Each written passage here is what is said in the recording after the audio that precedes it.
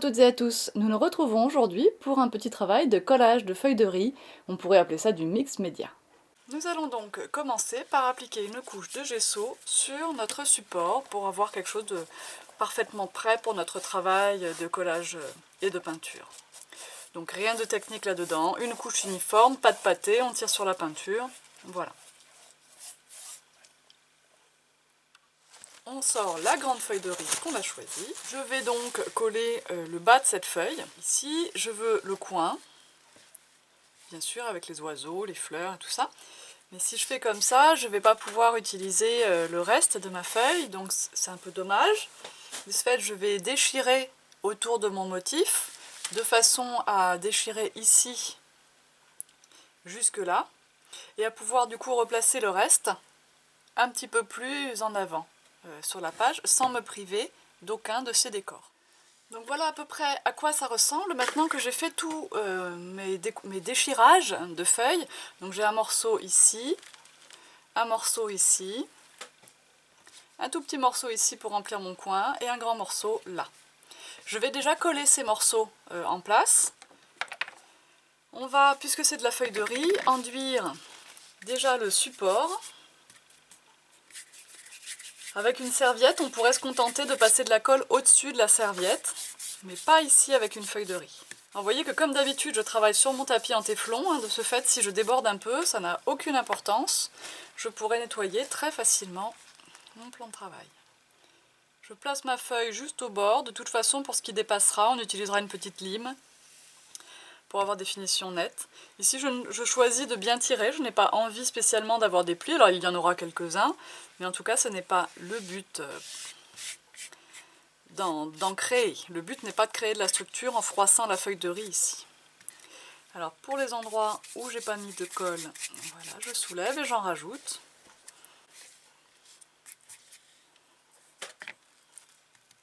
Je crois qu'ici, il n'y en a pas assez. Alors l'intérêt de la feuille de riz par rapport à la serviette, si vous avez déjà essayé la serviette, c'est que la feuille de riz, ça ne se déchire pas, ou pratiquement pas, sous l'effet du coup de pinceau.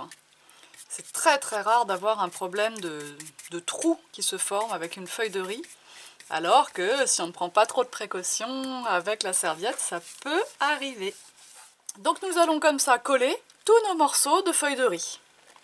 Si ça se chevauche un petit peu, c'est pas très grave, on verra en transparence. Voilà, on essaye de ne pas faire trop de morceaux qui se chevauchent, mais ça peut le faire très bien.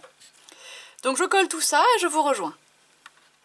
Alors nous allons maintenant passer au papier transfert. Alors il y a deux solutions pour transférer les motifs. Ici on est sur une surface relativement lisse.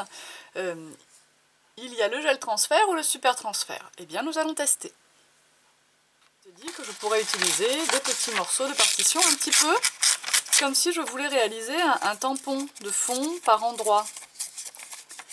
Alors je prends comme ça, j'enlève un maximum de blanc autour, ça nous en fera un peu moins à faire roulotter sous nos doigts après. Et ça, voilà, je vais pouvoir en réaliser des petits morceaux ici et là. Pour le gel transfert, je prends du gel et j'enduis le papier. On peut prendre un pinceau, j'en avais pas de propre sous la main, je nettoierai mon doigt. Voilà. Alors par contre, on ne fait pas de paquet. On répartit le gel transfert uniformément sur la partition. Voilà. Mais la rigueur avec mon doigt, j'aime bien quand même parce que je n'ai pas la trace des coups de pinceau. Ici, je pose mon morceau de papier, je m'essuie les doigts, hop.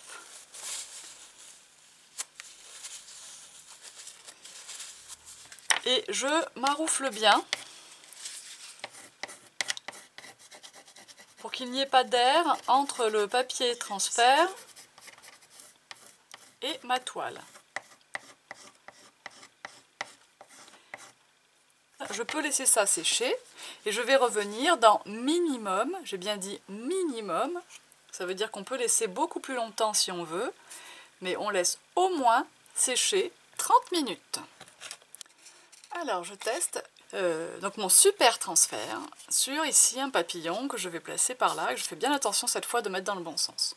Donc je rouvre ma bouteille de super transfert, vous voyez qu'ici on a un produit liquide et transparent qui se sent un petit peu. Je prends un coton-tige, je trempe mon coton-tige dans mon produit et je vais appliquer. Et attention, mon papier transfert ne doit absolument pas bouger. Il doit absolument rester à la même place si vous voulez avoir un beau résultat. Vous passez comme ça, et le produit que nous sommes en train de passer, vous voyez qu'il rend le papier complètement transparent, et progressivement, l'encre de notre papier transfert va se déposer sur notre support. Ce n'est pas encore flagrant pour le moment, mais ça va venir.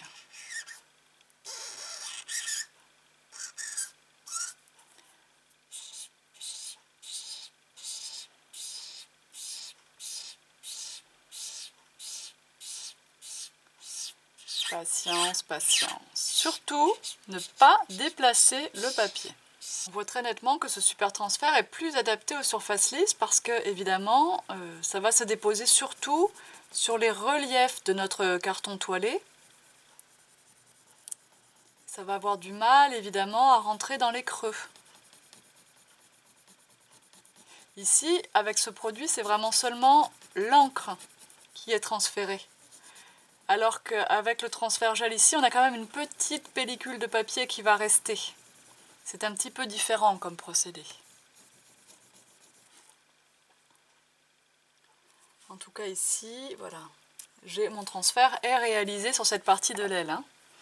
Donc je reprends un petit peu de produit et toujours, je fais très attention de ne pas bouger. Alors ce qui est très pratique, c'est que comme le super transfert rend notre papier transparent, et on sait exactement à quel endroit on doit en appliquer.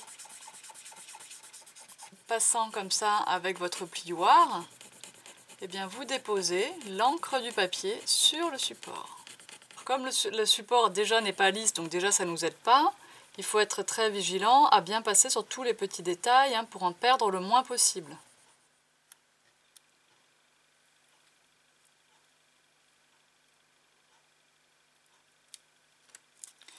Voilà, on obtient un résultat qui est pas mal du tout. Et un transfert qui se fond dans notre décor.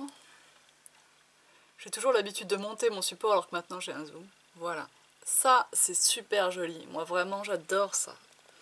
Ça se fond, on dirait qu'il était là déjà depuis le début. Franchement, c'est superbe. À mon goût. Alors, je referme vite ma bouteille pour ne pas faire de bêtises.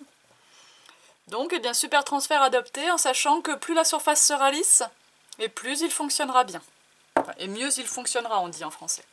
Alors, j'utilise ce pochoir qui vient de rentrer dans la boutique, qui fait des genres de petits ronds, mais très, très aléatoires. Et ma pâte craquelée. Ma pâte craquelée paste Stamperia. Donc, elle est blanche, et en séchant, elle va craquer un peu. Hop, je prends bien sûr une spatule. Et je vais appliquer quelques petites touches. Alors ici, ce n'est pas un pochoir proprement parlé 3D, il est fin. Donc je vais appliquer une fine couche de pâte et je vais faire en sorte de ne pas en mettre trop, de façon à ce qu'elle évite de passer sous mon pochoir. Voilà. J'en applique par endroits. Et si ça ne remplit pas tous les ronds, tous les creux, ben ça ne me dérange pas du tout. Bien au contraire.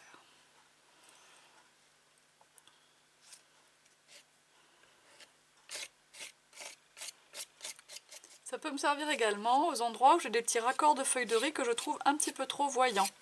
Hop, de cette façon, on va les placer un petit peu à l'arrière-plan et les oublier tranquillement. Alors c'est vraiment à votre guise, et puis quand vous trouvez qu'il y en a assez, bien vous vous arrêtez. De toute façon, notre travail ne s'arrête pas là, bien sûr. Alors pendant que ma pâte à structure craquelée la sèche, quoiqu'elle est presque sèche, que j'en ai pas mis beaucoup, eh bien on va s'occuper de notre papier transfert, parce que ça fait exactement 36 minutes. Donc je le mouille.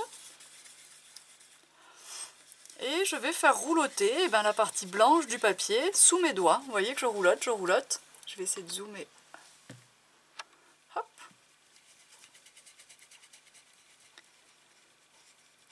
Et il n'y a que le blanc du papier qui va venir. La partie imprimée va rester sur le support. Alors comme ça, tout tranquillement.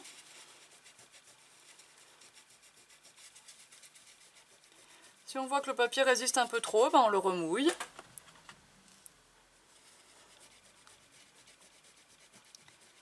On réalise son transfert.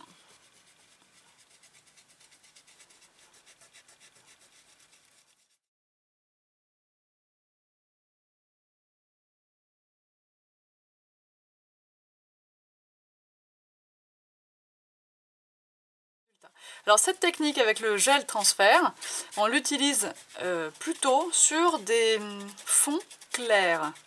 Parce que malgré tout, il reste une toute petite pellicule blanche qui se verra si vous travaillez sur un fond foncé. Voilà. Donc là, je vais continuer tranquillement, puis jusqu'à avoir fini tout mon motif.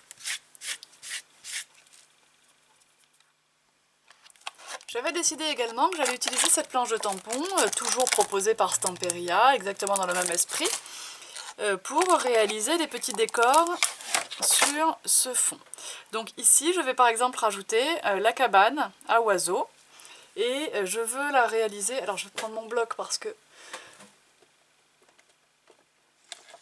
ces tampons sont déjà très rigides, on se dit qu'on pourrait les utiliser comme ça, mais ils sont vraiment très collants ici, donc ils sont plus agréables à utiliser sur le bloc.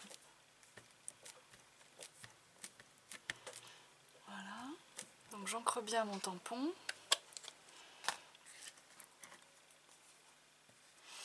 Et je vais le réaliser par ici. Hop. Alors comme il y a un petit peu de pâte à structure en dessous, je vais vraiment bien appuyer sur le tampon pour qu'il y ait un maximum de dessin.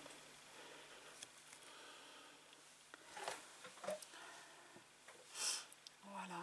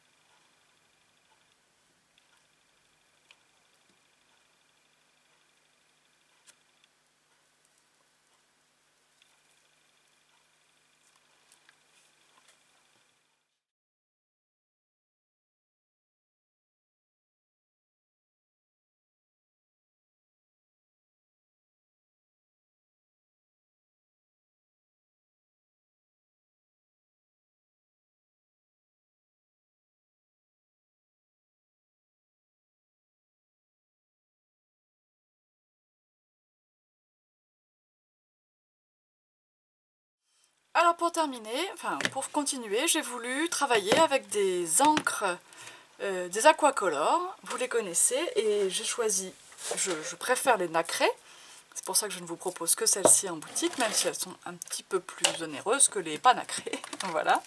Donc, on va travailler avec ces encres, sans oublier que dès qu'on a fini de s'en servir, on va rincer les pchites au robinet. On commence par bien secouer. Vous écoutez la bille.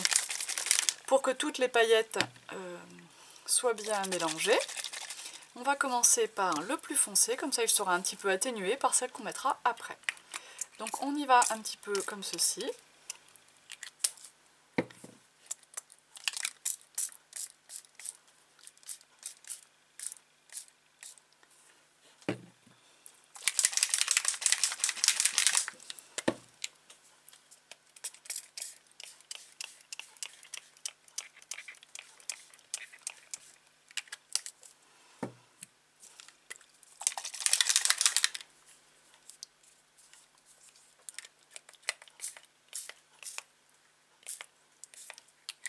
Je viens atténuer aux endroits où je ne voulais pas trop cacher les motifs.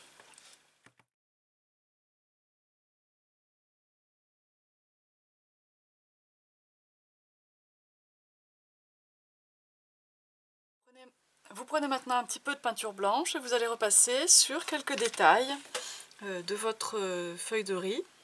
J'ai choisi moi ici de reprendre bien les détails blancs de mon décor.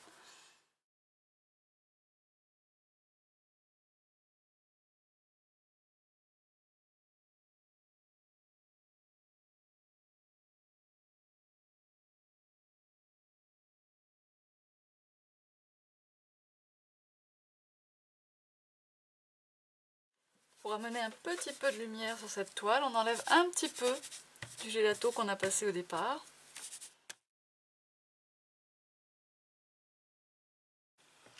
Alors ici, j'ai finalement caché ce papillon dont le transfert avait un peu raté, que j'avais essayé de récupérer et tout ça. Donc j'ai mis du blanc dessus, tout simplement, hein, vous ne vous cassez pas la tête. Vous repassez du blanc là où vous voulez cacher quelque chose. Et j'ai redéchiré une partie de feuille de riz qui me restait avec où il y avait un nichoir. Donc je vais coller ce nichoir ici. Voilà. Il se trouve de ce fait dans une tache blanche, il va être un petit peu mis en valeur. Et nous allons donc pouvoir faire comme si de rien n'était, quoi, effacer notre erreur.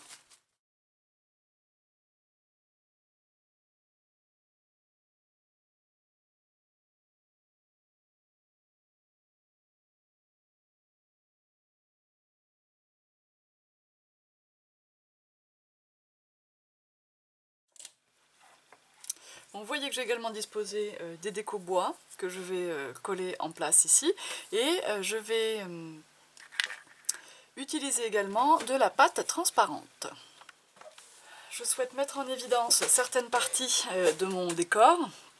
Et pour cela, eh bien, je vais utiliser ma pâte Pastagel Lucida, hein, qui veut dire transparent en italien, voilà, chez Stamperia. Et je vais passer de cette pâte transparente, hop, sur des parties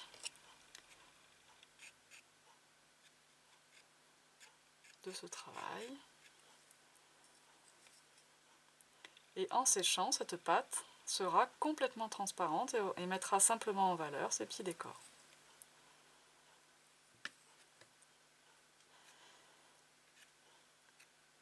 Vous voyez ici d'ailleurs que j'ai retravaillé sur mon papillon de façon à ce que le transfert partition ne se voit qu'à l'intérieur des ailes du papillon et pas à l'extérieur. Pour cela, je les ai d'abord masqués avec un peu de peinture blanche, puis ensuite j'ai réalisé un ombrage marron autour du papillon.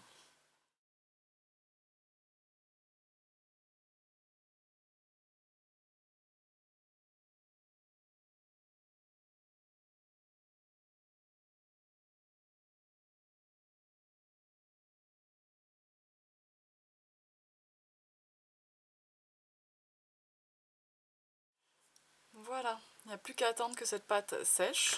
Je vais pouvoir coller mes décors bois. Pour ça, je prends ma colle à pointe fine. Alors vous voyez que ma colle est tellement fine, ma pointe de colle est tellement fine que je peux passer sans problème sur tous les petits détails.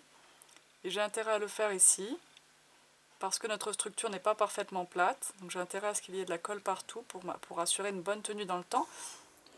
Et voilà, c'est déjà fini. Je vous ai montré toutes les parties techniques. Je vous mets un lien dans la barre d'infos pour aller sur le blog Tout en Colle. Et sur le blog, je vous mets les liens vers tous les produits que j'ai utilisés pour que vous puissiez les trouver facilement dans la boutique. J'espère que ça vous a plu. Je vous dis à très bientôt pour d'autres vidéos. Bye bye!